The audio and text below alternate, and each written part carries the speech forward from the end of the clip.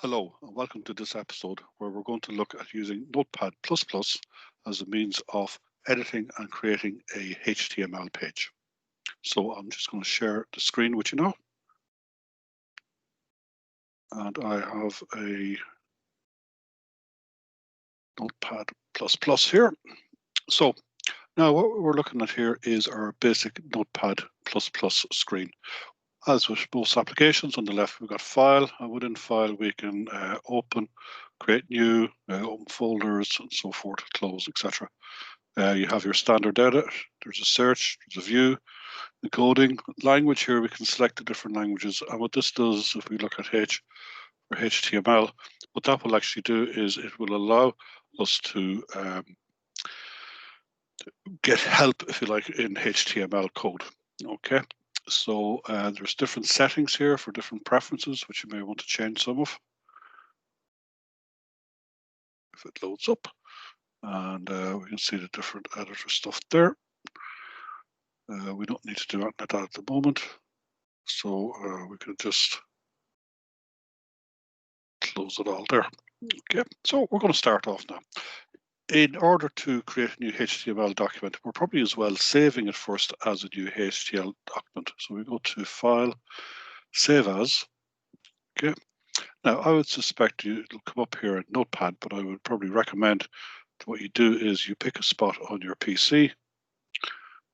Perhaps you've got in your document section, you might well have a place where you're going to keep your notes. And keeping your notes nice and tidy is a very important part of your website. So I might create a new folder here and just call it News Sites. At this stage, it's a good idea to get into the habit of not leaving any spaces between words. We can use what's called capitalized text, where the uppercase or the first letter of each word is uppercase, or you could use underscores to separate words as such. Okay. So inside News Sites, I'm just going to create another one here just for today's. I'll just maybe call it week 1. I'll just leave it like that, so I can put all of the resources I'm going to use for week 1 into this particular folder. I'm going to give it a name, and the name is going to be index.html. And that we'll see here, we've got HTML is marked there anyhow, so it will show up here as a HTML file. Okay, now, so that's given the file name as being HTML, but what we have to actually do is the actual contents of the file itself must actually include something that tells us what version of HTML we want, because this essentially is a document that can be viewed by the browser. So what we're going to do is we're going to give it the identifier of doc type, and we're going to call it HTML. Okay, so like with all our tags, it starts with a less than to indicate the beginning of a tag name. Then you have the actual tag and maybe some contents associated with it, in this case HTML, and then the closing tag.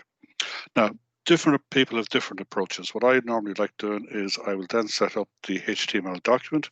So I have the HTML tag, and I'll immediately follow that then with a /HTML, which closes the tag. So I have it now that I have the beginning of HTML and the closing of HTML.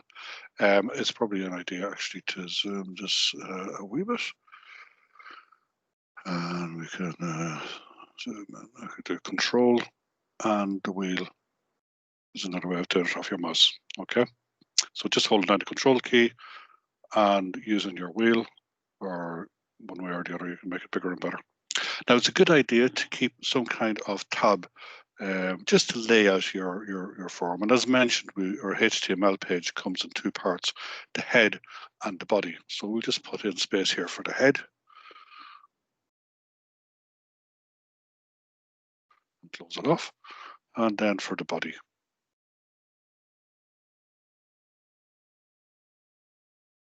And close it off. Okay. So now we've got our 2 sections. In the head, one of the common things to put in is the title. And I'll just call this intro to HTML, and then close off the title. You'll see here that on the right hand side we're getting some hints coming in here, so I can select that. We'll put title in there. Okay, we will add to what we put in there at future times, but for the moment we'll leave it like that. Then into the body, what we'll do here is we'll put the a header. Now this is different than the head, it's header. And what it does is it will allow us, say, to have the top of the page or the top of a section. So I'll just do top of page there. Now I could leave that text just like that. I'll just put it in the slash header.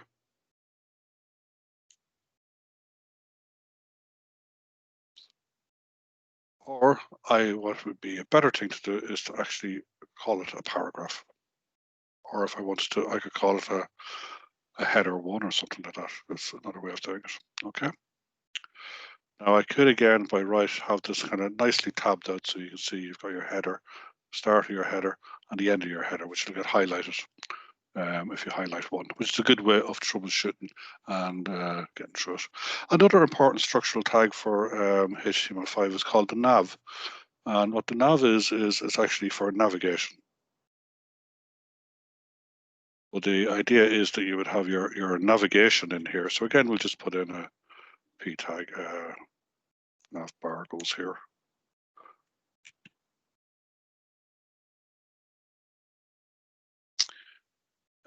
We can then, after the nav, then we could have maybe a thing called an aside, which is essentially a place for less important information that can be put onto the side of the page.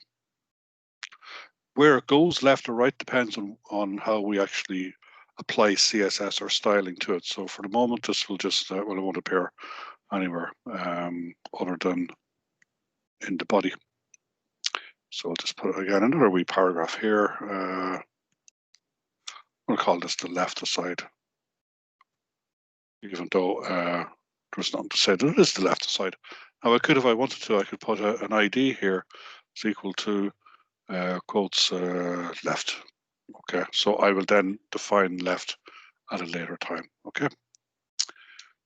This side there. The next thing we have then is a very important one called main. Okay, and main is going to indicate where the main content of the page or the main purpose of the page is going to go. Okay, so typically what we do here is if we have, say, a page called Contact Us, then our contact details would be included inside of main. Okay, if we had a page that was, registered, and the registration form would be inside main. All the other stuff, the navigation, the hyperlinks and so forth, any news or sticky stuff you might have on your page, that remains outside of the main itself. So inside the main, then we're going to have some articles. We have an article here, and again, I'll finish it. And inside an article, then you can have a section or a number of sections.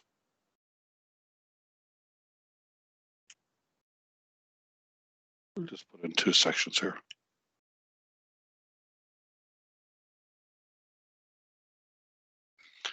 And what we could do here, an article is maybe put in a H1 and put article 1.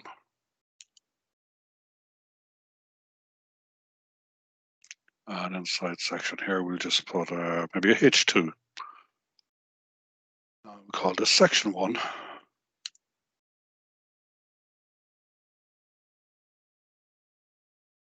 Then do a bit here, and we'll put in H2, section 2.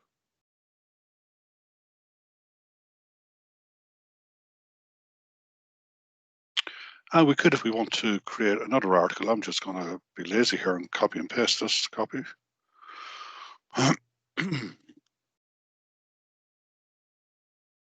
And this will be article 2. So here that'll be article or section 3 and section 4. So that just gives us an idea of what we can put in there. So these could be different news stories or whatever. Okay. If we wanted to have an aside on the right-hand side, then we could put it in here and maybe give it a different ID equal to right. So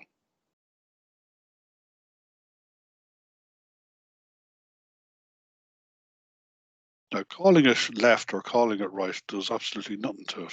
Okay, it doesn't make it appear on the left or the right. We'll do that by changing some of the characteristics of the tag itself. And again, I'll just put in a wee paragraph here.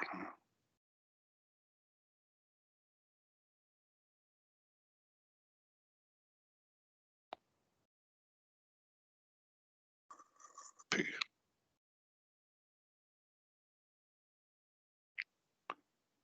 So that's Arthur Domain, and then at the very bottom of the page, then we'll have a footer.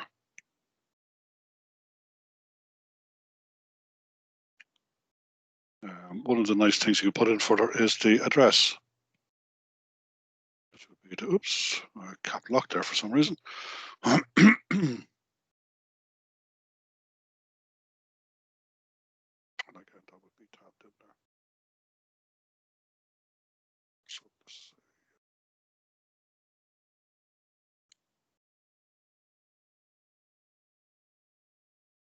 so just put it in the college address there. Finish off with address there. Okay, so that is our information there. So what we have now is we've got a fairly detailed page. It's got all the information on it. I'm going to save it. I normally just click save all because it means if you have a number of files open, you get them all saved. And then we can do run. And I'm going to launch it in Chrome. I use Chrome because it's got a better, definitely a better troubleshooting type of approach. Now, I think what I need to do here to show that is to just stop sharing the screen for a minute and then share once more with the Chrome here.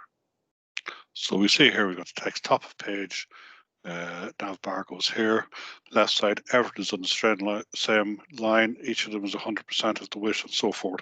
What we've done here is we've created our first actual HTML page. So you catch up on that and well done at this stage. So I'll just stop this now and follow shortly with another recording. Thank you very much.